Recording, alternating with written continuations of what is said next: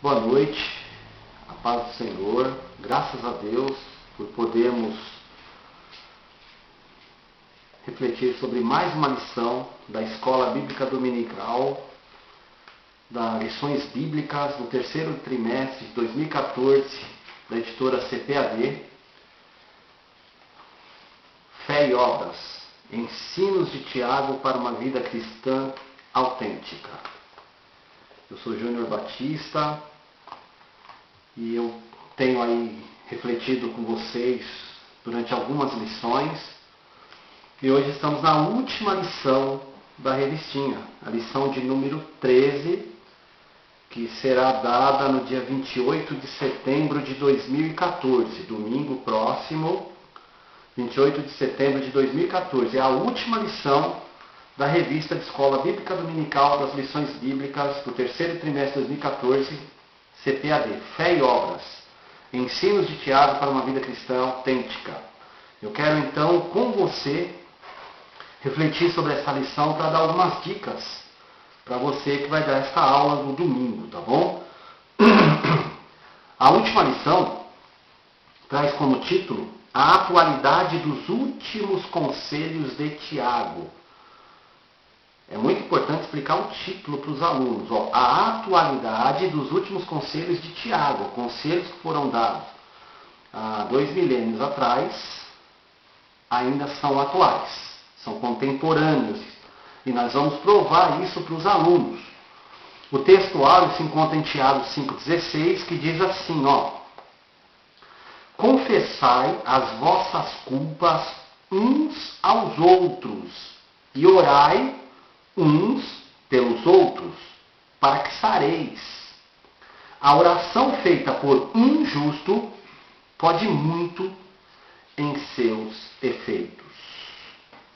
A verdade prática diz, se vivermos os princípios da epístola de Tiago, teremos uma vida cristã que agradará ao nosso Deus. Então essa lição é muito importante, que ela vai falar sobre algumas atitudes cristãs que devemos ter. Vamos falar sobre a atitude da confissão, a oração uns pelos outros, a confissão uns aos outros, a oração. E vamos falar também sobre esse sarar. E é interessante que vamos ver que lá tem tanto um sarar fisicamente quanto um sarar emocionalmente. E quando eu confesso, eu me torno um justo. E a oração de um justo pode muito em seus efeitos. É isso que vamos aprender nesta última lição, tá? Vamos fechar com chave de ouro. A leitura bíblica em classe que vamos ler, que você também vai ler lá para os seus alunos, se encontra em Tiago 5, dos versículos 7 ao 20, que está aí na sua revistinha. Tiago 5, do 7 ao 20, que diz assim, sede, pois, irmãos, pacientes até a vinda do Senhor. Eis que o lavrador espera o precioso fruto da terra, aguardando-o com paciência, até que receba a chuva temporã e a serôdia. Sede vós também pacientes, fortalecei o vosso coração, porque já a vinda do Senhor está próxima. Irmãos, não vos queixeis uns contra os outros, para que não sejais condenados. Eis que o juiz está à porta.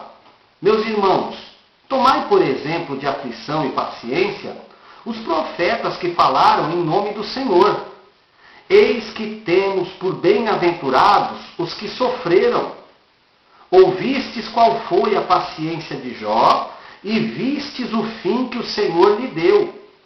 Porque o Senhor é muito misericordioso e piedoso. Mas, sobretudo, meus irmãos, não jureis nem pelo céu, nem pela terra, nem façais qualquer outro juramento, mas que a vossa palavra seja sim, sim, e não, não, para que não caiais em condenação. Está alguém entre vós aflito? Ore. Está alguém contente? Cante louvores. Está alguém entre vós doente? Chame os presbíteros da igreja e orem sobre ele, ungindo-o com azeite em nome do Senhor.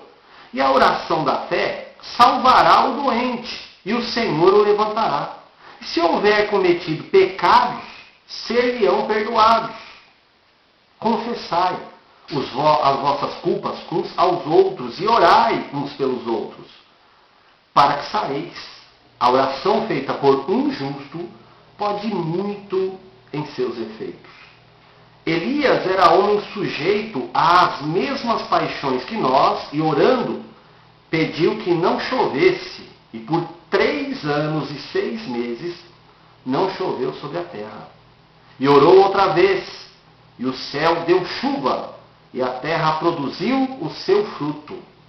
Irmãos, se algum de entre vós se tem desviado da verdade, e alguém o converter, saiba que aquele que fizer converter do erro do seu caminho um pecador, salvará da morte uma alma e cobrirá uma multidão de pecados. Primeiro eu quero, junto com você, trazer à tona as verdades de algumas partes desses versículos que nós lemos aqui, porque aí fica mais claro depois trabalharmos os tópicos da lição com os alunos. Logo no versículo 7 aqui de Tiago 5, ele fala para a gente ser paciente até a vinda do Senhor. Aí ele dá um exemplo aqui de um lavrador que espera o precioso fruto da terra, aguardando com paciência, até que receba a chuva. Ele fala de 2 tipos de chuva aqui, a temporã e a serôdia. Quando lemos esse mesmo versículo em algumas outras versões da Bíblia, fala das chuvas de outono e as chuvas de primavera. Se formos trabalhar a palavra temporã e a palavra serôdia na língua portuguesa, a gente vai ver que a palavra temporã significa aquela que aparece antes do tempo próprio. Então a chuva que aparece antes do tempo dela é chamada de temporã. E a serôdia é aquela que aparece no fim da estação própria. Ou seja, é como se Deus estivesse nos dizendo assim, através do Filho dele, Tiago, dizendo assim: seja paciente, do começo ao fim, Deus vai trabalhar na causa, Deus vai trabalhar na situação. Deus vai trabalhar nos ajudando, dando até mesmo, se for necessário, uma chuva antes da época e chuva depois da época, mandando bênçãos antes e depois. O durante já é com certeza. Mas aqui está falando, desde as primeiras chuvas até as últimas chuvas, nós temos que aguardar. Nós temos que esperar que Deus trabalhe do início ao final nas nossas vidas. E é interessante aqui que ele depois diz assim, não vos queixeis uns contra os outros, no versículo 9. Essa palavra uns aos outros e uns contra os outros aparece bastante aqui. Ele está falando dessa questão de comunicação e comunhão. Para a gente não ficar se queixando uns contra os outros, não é uns com os outros, é uns contra os outros. Ficar de disse que disse, reclamando. Essa lição vai continuar tratando disso, que isso Tiago falou sempre. E é interessante que no versículo 11 ele fala assim, eis que temos por bem-aventurados os que sofreram. Agora ele está falando assim, se você está reclamando, está se queixando, porque está dizendo que está sofrendo por causa de alguém ou de alguma coisa, bem-aventurados os que sofreram. Ele faz uma lembrança aqui de pessoas que já serviram a Deus e foram sofredores ou perseverantes. Então ele trata aqui de perseverança. Bem-aventurados que sofreram, sim, o próprio Senhor Jesus, lá em Mateus, no capítulo 5 e o versículo 10, ele nos diz assim, bem-aventurados os perseguidos por causa da justiça, pois deles é o reino dos céus. Então, se eu sou perseguido, se eu estou sofrendo porque sou justo, porque estou sendo justo numa questão, eu sou um bem-aventurado. Eu sou uma pessoa muito feliz. E quem garante isso é o Senhor Jesus. Usou Tiago, e o próprio Jesus disse lá em Mateus que eu posso me considerar um bem-aventurado, uma pessoa feliz se eu for perseverante, se eu permanecer em justiça. E é interessante que ele fala assim, ouvistes qual foi a paciência de Jó e vistes o fim que o Senhor lhe deu. Jó foi perseverante. Jó foi paciente. Às vezes a gente é impaciente na situação, e é disso que o Tiago está tratando aqui. Aí quando a gente chega no fim da luta, no fim da dificuldade, a gente quer que acabe tudo bem, mas como vai acabar tudo bem se eu não plantei coisas boas durante a provação? E para eu ter um futuro bom, eu tenho que começar a plantar o meu futuro hoje. O que eu tenho feito agora? É isso que o Tiago está tratando aqui. O que eu tenho feito hoje, na situação que eu estou passando, para plantar um bom futuro? Jó, assim que ele perdeu tudo, fala que ele rasgou as vestes e adorou. Por isso que lá no 42 de Jó e o versículo 12, olha como fala que foi o fim de Jó. 42, 12. O Senhor abençoou o final da vida de Jó mais do que o início. Ele teve 14 mil ovelhas, 6 mil camelos, 1000 juntas de boi e 1000 jumentos. Ou seja, o Senhor abençoou o final da vida de Jó mais do que o início. Sabe o que Deus tem para nós quando somos perseverantes? Não é a mesma coisa. Ele não vai dar a mesma coisa. Tudo que perdemos, ele vai devolver exatamente como. Não. Nada vem igual. Nada volta exatamente ao que era antes. Ou volta pior, ou volta melhor.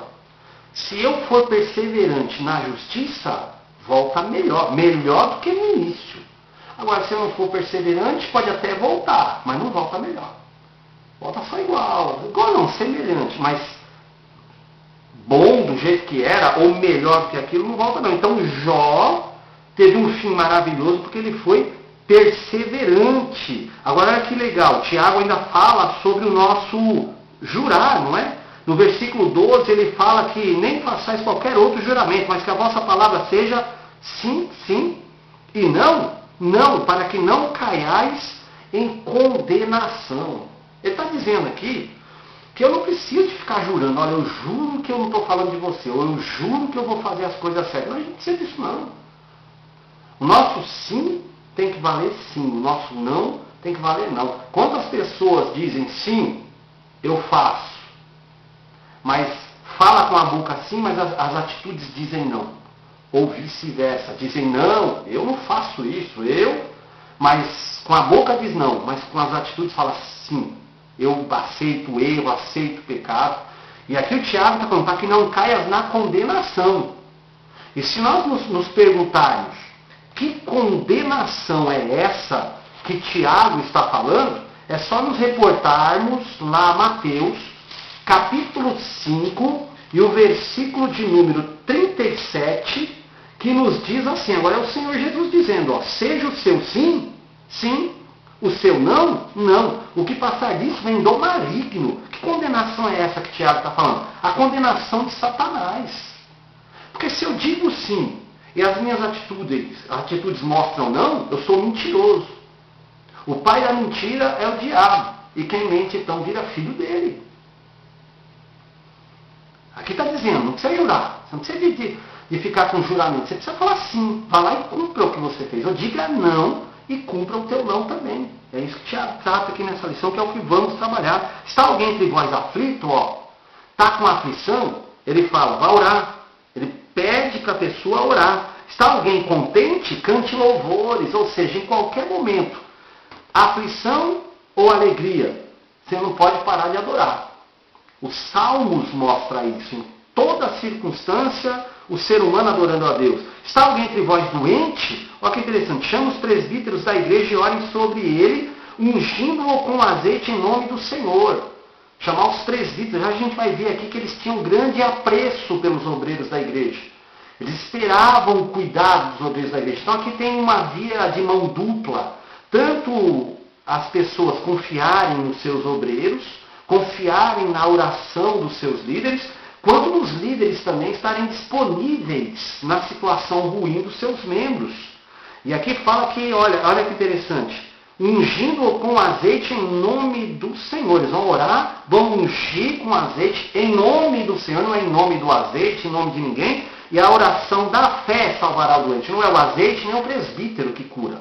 É a oração da fé. E o Senhor o levantará. Quem vai levantar o doente é o Senhor, não é o presbítero nem o óleo também. E se houver cometido pecados, seriam perdoados. Por quê? Porque tem pessoas que estão lá acamadas por problemas psicossomáticos. Guarda pecado, guarda falta de perdão, angústia, guarda um montão de coisa, aí dá os problemas psicossomas. O problema da psique vem para os somas, vem para o corpo e a pessoa fica lá acamada. Então ela tem que pedir perdão dos seus pecados para se levantar daquela cama. Às vezes é peso de pecado.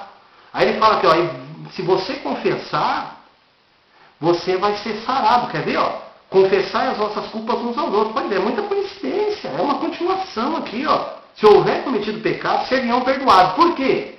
Porque ele vai confessar. Ó, confessai as vossas culpas uns aos outros. E orai uns pelos outros para que sareis. Tem coisa aí que deixa a pessoa acamada, doente, com dor aqui, que a medicina não explica, mas a Bíblia explica. É falta de confissão. A oração feita por um justo pode muitos seus efeitos. Porque aí você confessa, você está justificado diante de Deus pelo sangue do Cordeiro, pela sua confissão, porque lá em Provérbios 28:13 diz que aquele que encobre as suas transgressões nunca prospera, mas o que as confessa e deixa alcança a misericórdia. Aí você vai poder orar e essa oração vai produzir efeito na sua vida. Aí ele fala aqui um pouco de Elias, como vimos, que estava sujeito às mesmas paixões que nós. Quando ele pediu que não chovesse, por 3 anos, 6 meses não choveu, orou outra vez, aí caiu chuva. Aí é interessante que de repente aqui ele começa a falar para nós, dentro dessa questão do Elias, que era um homem sujeito às mesmas paixões, mas ele não colocou assim que era um homem que vivia em pecados, era um homem justo diante de Deus. Ele sofria tentações. Ser tentado não é pecado. Agora, cair no pecado é outra coisa. E Deus não coloca ninguém em tentação não, viu? Deus não tenta ninguém não. É por isso que Tiago ainda, lá no capítulo 1 e os versículos 12 a 15, é o que ele fala aqui sobre a tentação. Feliz é o homem que persevera na provação, porque depois de aprovado receberá a coroa da vida que Deus prometeu aos que o amam. Ele fala de provação, que aí Deus coloca. Agora, quando alguém for tentado, que é outra coisa, que é tentado pelo pecado, quando alguém for tentado, jamais deverá dizer, estou sendo tentado por Deus. Pois Deus não pode ser tentado pelo mal e a ninguém tenta. Cada um, porém, é tentado pelo próprio mau desejo, sendo por este arrastado e seduzido. Então, esse desejo, tendo concebido, dá à luz o pecado. E o pecado, após ter se consumado, gera a morte. Vai ser mamãe do pecado, porque você acaba gerando essa tentação em você mesmo, porque você tem a concupiscência, que a Bíblia fala que é a vontade descontrolada. Vontade todos temos, pulsões todos temos, mas se fôssemos viver de impulsos, seríamos bichos na rua, seríamos bichos na vida. Então aqui está falando sobre o controle das pulsões também. Saiba que aquele que quiser converter do erro, olha que interessante, ele começa a falar agora de conversão, ó, que ele, no versículo 19 ele fala, irmão, se alguém dentre vós tiver se desviado, vamos desviar, não da pessoa que ainda não conhece Jesus, e alguém o converter, como? Pregando o Evangelho, se prega mais com a vida do que com as palavras para um desviado, saiba que aquele que fizer converter do erro do seu caminho um pecador, esse desviado, salvará da morte uma alma e cobrirá uma multidão de pecados. Como eu vou cobrir uma multidão de pecados? Eu vou cobrir multidão de pecados dessa pessoa, no sentido de que ela se converte ao Senhor, pede perdão, os seus pecados são lhe perdoados, e eu também cubro pecados que ainda virão, que essa pessoa poderá vir a cometer. E às vezes pecados até contra outras pessoas, prejudicando outras pessoas. Isso aqui é um texto, é para a gente ter um pano de fundo do texto, o que significa e como interpretar cada um dos versículos. Agora, a lição propriamente dita é muito interessante, que dá para a gente resumir ela, dentro do tempo que temos de aula, assim, vai. Na introdução, dá para a gente falar sobre como vamos dar o término de toda a revistinha. E aqui é interessante você falar que esta última lição é uma análise final dos ensinos práticos, como está escrito aqui, e atuais da epístola de Tiago. Então, o que nós vamos pegar? É mostrar para o aluno que o que foi escrito há 2000 anos atrás é válido hoje. E isso que aprendemos em todo o nosso trimestre é atual. Porque a Bíblia é atual. Os mandamentos bíblicos são atuais. Então, esta última lição vai mostrar a praticidade e a atualidade de tudo que aprendemos em todo o trimestre. São conselhos bíblicos, então, práticos, perenes e muito necessários. Práticos, perenes, que permanecem, e muito necessários. Há uma necessidade desses ensinamentos que Tiago deu aqui. Por isso que é importante cada crente, cada cristão, cada seguidor do Senhor Jesus aprender sobre fé e obras na carta de Tiago. E para finalizar então, foi dividido aqui em 3 tópicos. O primeiro fala sobre o valor da paciência e a proibição do juramento. O valor da paciência e da perseverança. Nessa parte aqui dá para a gente falar bastante sobre tanto a paciência quanto a perseverança são valores que devem ser cultivados. A paciência não é a mesma coisa que perseverança? É e não é. Paciência está falando do meu lado emocional. A paciência está dentro. Eu preciso desenvolver paciência. A perseverança é a permanência. É eu permanecer agindo. É eu não ficar passivo na situação. Tem pessoas que falam, eu tenho paciência, mas está parado, está passivo na situação. Não faz mais nada para Deus. Que paciência é essa? Que você parou de atuar na família, parou de atuar na sua igreja. Essa paciência, ciência da paz, da passividade. É importante ter, mas é preciso você perseverar, você continuar, você permanecer agindo. Então a paciência gera esperança, vai ter que ser perseverante também. Essas características aqui também estão relacionadas à nossa esperança na vinda do Senhor. Sejamos pacientes e perseverantes para aguardar a vinda do Senhor. Porque se eu não sou paciente com as coisas atuais, com as coisas que eu vivo, com os problemas que eu vivo, se quando vão acabar ou não, como eu vou ser paciente para a volta de Cristo? Normalmente, pessoas que perdem a paciência com pequenas situações da vida, querendo que acabe logo e entre em desespero, normalmente perdem a paciência também quanto à volta de Cristo, se desesperam e acham que Jesus não volta mais, que é só um conto de fadas. É uma coisa refletindo na outra. Então, cuidado. A paciência e a perseverança têm valor importantíssimo na vida do cristão. Segundo ponto ainda do primeiro tópico, fala o valor da tolerância de uns para com os outros. E para começar aqui, ele dá uma reiterada no cuidado com a língua. Cuidado para não cometer o sincericídio. Você com a sua língua ser sincero demais e cometer um sincericídio, um homicídio com o que você fala. Ser sincero, antes de mais nada, é ser sincero para com os sentimentos da outra pessoa. Eu tenho que tomar muito cuidado e tolerar as pessoas. Tem pessoas que não adianta, vamos falar a verdade aqui, precisam ser toleradas. E devemos tolerá-las, porque são os fracos. É muito importante tomar cuidado com a língua, com o que você fala. Não adianta esse negócio de, eu falo tudo que eu penso, eu não meço mesmo palavras, meça. Você é cristão, você precisa ter temperança. Deus sim é o juiz.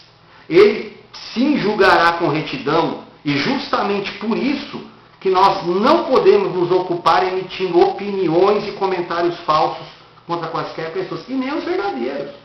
Tem hora para falar. Pessoas são como ilhas. Para você entrar com seu barquinho, você tem que escolher o lado certo, senão você vai bater nas rochas. Cuidado com o sincericídio. Você perde muita amizade com isso e perde também de ganhar um grande irmão e um grande amigo, tá bom? Terceiro ponto ainda do primeiro tópico, aflição, sofrimento e juramento. Olha que interessante. Os ensinos dessa parte aqui, dos versículos que falam sobre aflição, sofrimento e juramento, faz uma alusão à aflição e paciência dos profetas, que falaram em nome do Senhor, e também fala da paciência de Jó. Por que ele faz uma menção dos profetas que falaram em nome do Senhor e depois fala da paciência de Jó? Porque Tiago quer nos ensinar que quando experimentamos também as aflições, Deus vai nos conceder graça, assim como concedeu graça aos profetas e a Jó. Da mesma forma, muitos profetas foram lançados em poços, foram até cerrados ao meio, mas todos tiveram paciência e receberam a graça de Deus. Você não vê ninguém lá em desespero no Antigo Testamento, lá morrendo, dizendo que não quer mais saber de Deus, porque não está mais suportando não. Porque todos morreram com a graça, com o favor de Deus. Da mesma forma, Deus quer fazer história através das nossas vidas, se perseverarmos.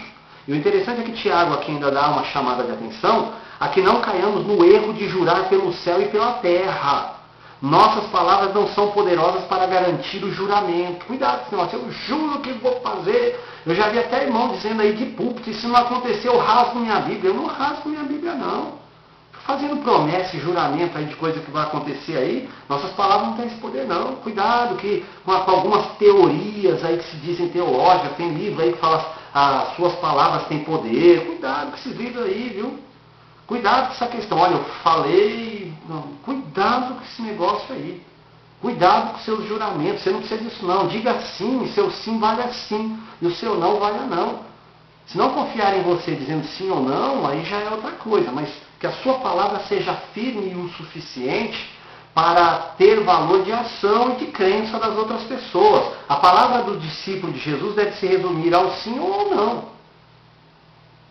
E outra coisa, coerência entre o que eu falo e o que eu faço. Sim, eu falei sim. E o meu fazer vale como sim? Eu digo não. Como é que eu ajo?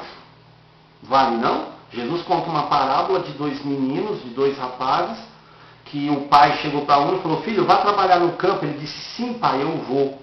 Mas não foi. Aí o pai foi para o outro filho dele e falou, filho, vá trabalhar no campo para mim. Ele disse, não pai, eu não vou, mas ele foi. Na verdade ali o texto mostra que aquele que falou não, mas foi, não está valorizando que ele disse não e depois o não dele valeu como sim. Ali está falando de arrependimento. Ali não está falando que ele diz uma palavra e age diferente. Agora, o primeiro sim, ele fala uma coisa e cumpre outra. O segundo, pelo menos, ele se arrepende do que faz. E você, como você tem andado? Quanto vale o teu sim, quanto vale o teu não? É isso que Tiago está tratando aqui nessa carta, que é o que o autor da revistinha fala aqui no primeiro tópico, o valor da paciência e a proibição do juramento. Tá? Segundo tópico fala sobre a unção de enfermos e como Deus ouviu a Elias. E aqui ele fala sobre oração e cânticos. E nesse momento ele fala muito sobre que diante das adversidades, das dificuldades, ou nos períodos de bonança, a Bíblia nos recomenda olha que interessante, adorar a Deus. Tanto faz se eu estou num momento de adversidade ou de bonança. Eu tenho que adorar. Tem gente que só sabe adorar na bonança. E tem gente também que é ao contrário, só sabe adorar na adversidade. Quando está na adversidade, ele corre para os pés do Senhor. E quando está na bonança, esquece, porque não tem tempo. E o texto aqui de Tiago está falando que é em todos os momentos. Vamos usar uma palavra até bíblica, há tempo e fora de tempo. Eu tenho que continuar adorando a Deus. Em ambas as situações, Deus deve ser adorado. Ainda que você rasgue os seus vestidos como Jó. Porque você está chateado com a situação. Tudo bem que aquilo era uma forma simbólica de um judeu mostrar que ele está em pranto, está em luto, é o rasgar os vestidos. Mas ainda que simbolicamente você rasgue os seus vestidos em pranto, em luto, mas que você adore nessa situação. Que você adore e espere em Deus. Se tivermos de chorar, choremos na presença dele. Se tivermos de cantar, entoemos louvores diante dele, viu? Se é para chorar, vá chorar para Deus. Se é para cantar, vá cantar para Deus. Oração da fé. Isso é tão interessante que fala sobre a orientação de chamar os presbíteros aqui. A orientação de pedir oração. O texto é enfático quando fala orai uns pelos outros. É eu confiar na oração dos meus irmãos. Tem gente que já não acredita mais no poder de Deus. Não é no poder da oração. No poder de Deus por intermédio da oração. não pede mais, não vive mais o mundo espiritual. E aqui está falando que o doente deve chamar os presbíteros, os líderes da igreja, para orar por eles. Denota também a ideia de respeito que os crentes tinham com os ministros. Aqui a gente já dá até uma dica, tá bom? Tomar cuidado com a oleolatria, o azeite latria. Tem gente que anda com óleo, com azeite, com óleo da unção para cima e para baixo, e às vezes não é nem presbítero, não é pastor, não é nada, e leva para casa e faz uma idolatria em volta do azeite. O azeite ali era símbolo, era um costume daquele pessoal que usava o azeite, e esse símbolo era até bem antigo. Os próprios romanos, soldados romanos, usavam bastante azeite para passar no escudo e nas armas para não enferrujar. E esse azeite tem uma simbologia desde a antiguidade. Lá em Êxodo 40, por exemplo, mostra que o azeite era usado foi usado para ungir, para azeitar os utensílios do tabernáculo e todo o tabernáculo. E tem algumas pessoas que compram carro, que é ungir carro, que compra chapéu, que é ungir chapéu, unge tudo na casa, unge tudo que é objeto. Pelo menos o que percebemos na Bíblia, o azeite foi usado no Antigo Testamento para utensílios do tabernáculo e para o tabernáculo. Porque lá era toda uma simbologia da presença de Deus. Já no Novo Testamento encontramos azeite sendo usado com pessoas, não para com objetos. Não sair ungindo gato, cachorro, papagaio, carro, mesa, tudo em casa. Não, e outra coisa. É muito importante não banalizar essa questão do azeite na igreja. Não é o azeite, o óleo em si que cura. Não é o óleo em si, a oração com o óleo. Aí não para com isso, isso é heresia até. É a oração da fé que cura o doente. É bíblico, nós lemos que é a oração da fé. O azeite é símbolo. Vamos deixar os símbolos como símbolos e não vamos banalizar, sair entregando vidrinho para todo mundo, ou as pessoas saírem ungindo, mesmo sem cargos eclesiásticos, sem ministério. O óleo não tem valor em si mesmo. É a oração da fé, a simbologia que ele traz, que é outra coisa. Oração e confissão, isso é tão importante, ó. É um incentivo ao que o autor chama aqui de koinonia no grego. Koinonia é a comunhão.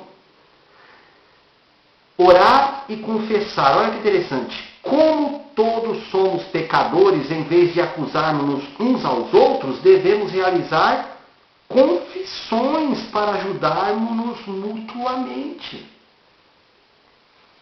É muito importante alguém para carregar a carga conosco. Posso te ajudar numa coisa? Ajude seus alunos nisso. Está com problema, está passando uma situação que você não está mais conseguindo suportar. Você tem um segredo guardado aí há anos, há séculos, que você fica remoendo. É aquela cobra que fica lá guardada no seu guarda-roupa da mente. De vez em quando ela vai lá e te pica. Vamos acabar com essa cobra? Confessa. Confessa para pessoas, ou para uma pessoa de sua confiança, um líder de sua confiança, um conselheiro da sua igreja, de sua confiança, que também não vai sair levando o caso para todo mundo. Sabe por quê? Tem muitas doenças do corpo que vêm por causa da mente. Falta de perdão, angústia, pecados não revelados. Aí o texto fala, aí serão sarados, vocês vão ficar sarados, vão ficar curados. Tem doença que vem daqui, viu? Psicossoma.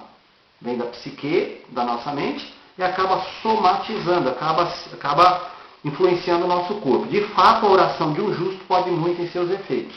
Sabe que às vezes você tem orado pela sua situação e ela não tem feito efeito nenhum nessa oração? Porque ela não é feita pelo justo. Quer ser justificado diante de Deus? Põe para fora, confessa. Freud chamaria isso de limpeza de chaminé. Faz uma limpeza na tua chaminé. Peça para Deus te mostrar uma pessoa de confiança, peça para os seus alunos orarem e que eles possam encontrar uma pessoa de confiança, quem sabe até em você, professor, e contar algo para você e tirar esse peso que tem carregado por anos. E por último, o terceiro e último tópico, a importância da conversão de um irmão. A conversão aqui é ilustrada como literalmente retornar à verdade original da qual alguém um dia se afastou. A palavra revolução cabe bem aí. Tem gente que acha que revolução é fazer vou fazer uma revolução na minha vida, revolução na igreja. A palavra revolução vem da astronomia, sabia? Revolução é a mesma coisa que retornar ao estado que foi encontrado, que foi achado inicialmente. Os planetas e satélites passam por uma revolução. Quando eles estão no seu movimento de translação, eles estão em revolução. Revoluir é voltar ao estado anterior, é estarem alinhados novamente. Vamos fazer uma revolução, ajudar esses irmãos a fazerem uma revolução na vida deles. Às vezes, o afastado pensa que a revolução foi ter saído da presença de Deus. Pois o que nós temos para dizer para os afastados é a verdadeira revolução, é voltar a estar alinhado com Deus, assim como os planetas. Então, o cuidado de uns para com os outros, né? Que é ajudar o irmão a voltar, a fazer uma revolução na sua vida. Segunda parte do terceiro e último tópico, a proximidade do ensino de Tiago com o de Jesus. Com muita clareza percebemos que o fio condutor que perpassa toda a epístola de Tiago é justamente o da lei do amor. Jesus falou muito sobre a lei do amor. Tiago fala muito sobre o amor também. Que ele fala desse amor que é importante para com os irmãos, para com Deus, para consigo mesmo. E quando ele fala em amor aqui, ele está falando do amor conhecido pelos gregos, que os gregos têm 4 palavras para descrever amor, porque os gregos pensam em que o amor ele tem 4 facetas. Tiago está falando aqui do amor agape, não é ágape, é agape. Ágape é o nome da festa que eles faziam o ato de comensalidade, aquela festa que depois o Paulo falou que acontecia a ceia do Senhor logo depois da ágape. Agora o nome do amor no grego é agape. E esse agape é o amor incondicional. O amor que não depende da condição, não depende do grau de parentesco, se a pessoa fez ou não fez, se é ou não é, se tem ou não tem. Esse é o amor perfeito, que é o de Deus, é o amor incondicional. E Tiago fala muito sobre a lei do agape. Os gregos falam ainda que tem um amor chamado storge, que é o amor entre familiares, é um amor involuntário, porque a família, não existe ex-familiar, todos são familiares. Então, por mais que você diga, eu não gosto mais de tal familiar, mas ele vai continuar sendo teu familiar. Então, segundo os gregos, é o amor storge. Tem também o amor filéu, que é o amor entre amigos. Tem o amor eros, que é o amor sexual de um homem para com uma mulher. E tem esse agape, que deve cobrir todos esses. Nós temos que ter todos esses amores aqui num casamento, por exemplo, para com os nossos cônjuges. Nós temos que ter o storge, o amor de família, o amor filéu, os dois são amigos, o amor eros, porque um casamento sem sexo não é casamento, e tem que ter o amor agape, porque senão uma hora um desses aqui falha, e como você vai ficar no casamento? Porque você tem o agape que cobre todos esses, que é o amor incondicional. Então Tiago ele fecha a carta dele dizendo: todas estas fé e obras podem ser cumpridas através da lei do amor, do agape. Concluindo, chegamos então ao fim do estudo panorâmico e bem conciso, bem resumido, é claro, da epístola de Tiago, porque são apenas em 12 lições para falar toda a epístola de Tiago.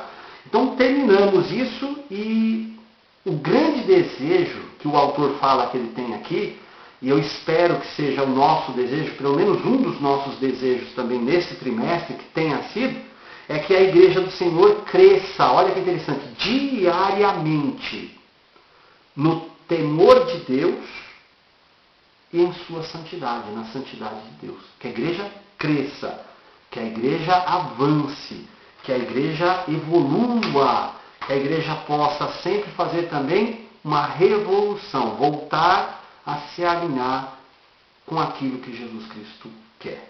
Esta foi a lição de Escola Bíblica Dominical do terceiro trimestre de 2014, da revistinha Lições Bíblicas da CTAV, que tratou do tema Fé e Obras, ensinos de Tiago para uma vida cristã autêntica.